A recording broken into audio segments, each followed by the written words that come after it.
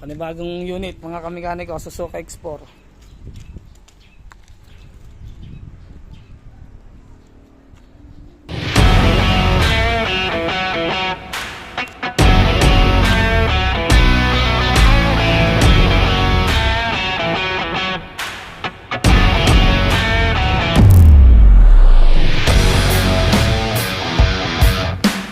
So yun mga kamekaniko, magandang araw ulit sa inyo. Panibagong vlog, panibagong araw mga kamekaniko. Yan. Meron tayong i-restore ulit ngayon na Suzuki X4 mga kamekaniko.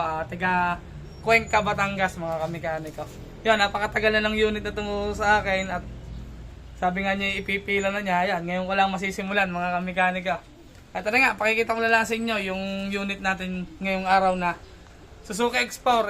Maayos pa naman yung kondisyon niya. Hindi nga lang, pagagandahin at ibabalik sa all stock. Pakita ko sa inyo. So mga kamekaniko, rin na nga pala yung X4 na sinasabi ko sa inyo. Ayan, maganda pa naman ang itsura niya kung talaga yun. Diba? Ayan. Ayan, ibabalik lang natin sa dating pagkaganda to mga kamekaniko. Yung itsura niya. May mga kalawang, yun o. Tapos yan. Basta ibabalik natin sa all stock, papalitan natin ng bagong shock na pang export talaga. Tapos lalagyan natin ng carrier, bagong upuan, yan. Yan na may naandar, napa-stock na nga lang dahil ang tagal nga bago dinala, ang tagal na nung dinala sa akin. Ngayon lang natin masisimulan. Yan. May battery pa nga siya mga kamekaniko, yan. Yan. Nagana pa yung kanyang voltmeter. Yan, ang gusto nga lang ng may-ari ay may balik natin sa dating ganda mga kamekaniko. Yan, ito itsura niya. Yan, walang chain cover, nabili na natin ng chain cover yan. Tsaka yung, meron na namang cover hindi yan. Dito. Cover naman yan dito. Yan, ganda yung itsura niya. Bago natin gawin. Napakasama mga kamekaniko.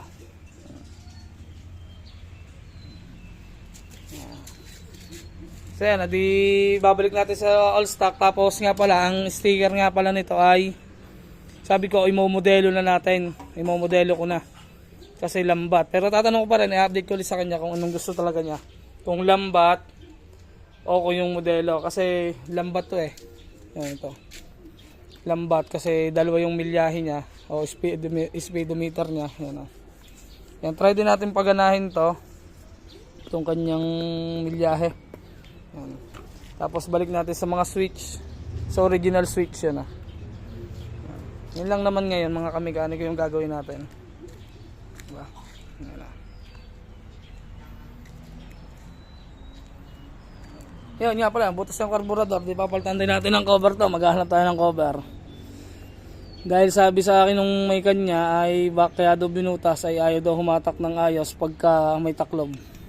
I-check din natin yung makina pag nabuo na. Yan. Ito, panibagong unit mga kamekaniko, Suzuki X4.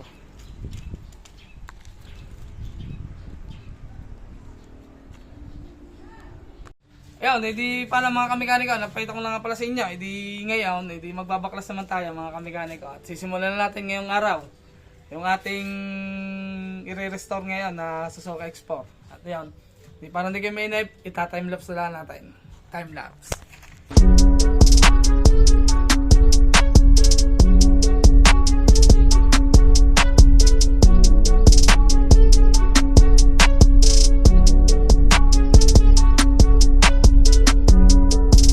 So yun mga kamekaniko, meron tayong isang malaking problema na nakita dito sa tangke. Kaya pala ano siya mga kamekaniko, yun mayroon siyang lapatan ng tangke dito. Kasi nawala yung sa tangke, yung tornilyuhan din yung para din wala siya oh. Yun oh. Wala. Meron tayo isang malaking problema dito. Ayan. Kailangan natin ng gawa ng paraan yan o hinangan natin diyan ng lagay noon para hindi umangat yung tangke. Kasi aangat yung tangke pag wala noon kasi nakalapat lang siya dito. Kailangan ng tornilyo din mga kamekaniko. Ayan, hindi para kita. Ayan. Nakalapat lang siya dito. Tapos wala kang tornilyo din Ayan. Kailangan natin gawa ng paraan din yun. Ayun, nakita kong problema. Tapos yung wiring niya, parang DIY lang din. Hindi pala, bumili sila ng local yan. Ganito kasama yung local mga kamekaniko. Yan o. Ewan ko ba kung naka full wave na to. Hindi ko alam. Pero check na rin natin. Yan, ito yung battery niya. Ginulhang yung oil cleaner mga kamekanika. Ginulhang yung oil cleaner para magkasya. Ayan. So yan, di paano. Ang gagawin natin dito ay hanapan natin ng bago oil cleaner. Tapos gawa natin ng paraan na hindi magugulhang. Kasi yan sama. Yan o. Ginulhang niya. Kasi pagkainan nyo sa inilusong sa baha, yun, di pasok agad din eh.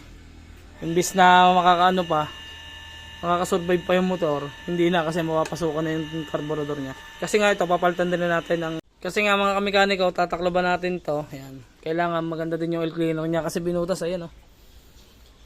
Yun, tapos ang wiring, papalitan na natin ng wiring to kasi napakasama mga kamekanika. Ayan. Tapos yun nga, naka full wave. Hindi pa natin sigurado ako naka full wave nga. Yan lang naman nakita kong problema mga kamekanik habang nagkakalag tayo. Yung makina hindi pa natin nakikita yung may ingay na konti yan nung dinala pero overhaul din yan mga kamekanik. Yan lang, di time lapse ulit tayo mga kamekanik.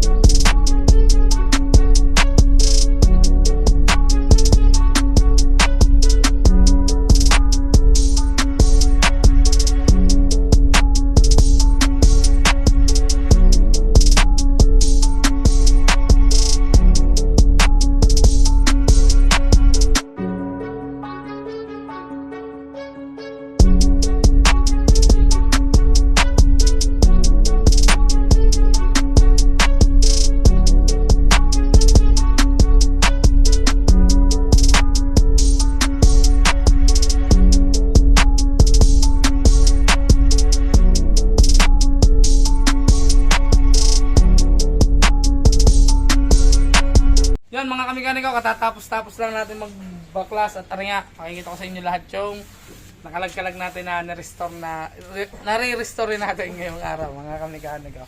Yan, hiwa-hiwalay na, kita nyo naman doon sa ating time-lapse. Talagang kalag-kalag, ultimo mga wala. Yan, wala, lahat, basta kalag sa lahat mga kamekanika. So pakita ko na lang sa inyo. Ito yung mga parts na pipinturahan, yan, mga nakababa. Yan, kalag-kalag na siya lahat. Makina, ito yung mga hindi pipinturahan. Tangke. Chassis, tubal. Yan. Kaya yung kanyang hub yan, natanggal na rin natin. At sasanblas na rin. Sama tong makina. Yan, yan, kalag-kalag na mga kamekanika. Paano mga kamekanika, di puputulin ko na lang ulit dito ang ating vlog at abangan nyo na lang ang ating susunod na vlog tungkol ulit dito sa ating export na ginagawa ngayong araw.